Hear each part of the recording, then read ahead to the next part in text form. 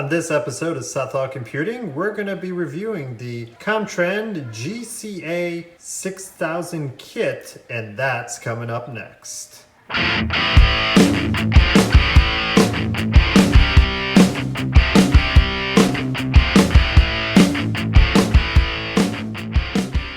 What's going on YouTube? Dan from Southall Computing with a quick review of the Comtrend GCA-6000KIT, I believe is the model number here.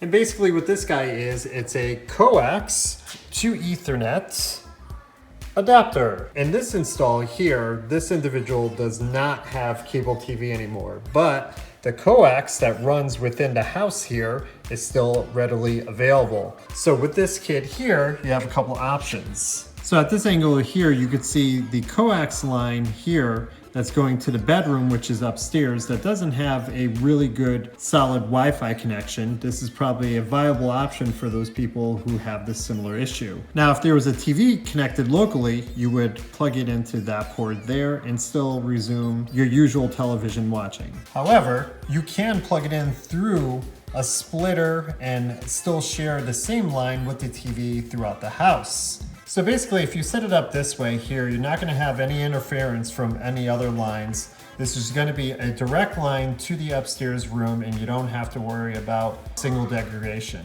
So with these LED indicators here, the one on the far left there is the line sync, meaning that it's able to communicate with the other Comtrend device on the other side of this coax cable. And the middle one is Ethernet activity going across the line. The first LED light to the left is going to blink initially when you first turn it on, because it's going to try to do the handshake with the other Comtrend device on the other end.